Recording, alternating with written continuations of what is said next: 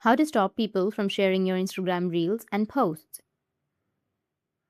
So if you want to stop people from sharing your Instagram reels and post, then what you need to do is first you need to open up your Instagram application.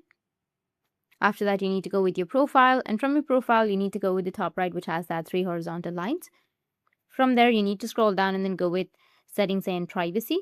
Once you're on your settings and privacy, you need to scroll down and you will find an option of sharing and reuse, which will be under how others can interact with you. You need to just simply tap on the option of sharing and reuse.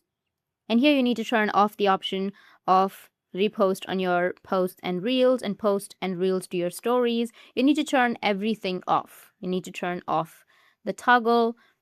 Once you've turned them off, your content will be protected from unwanted sharing.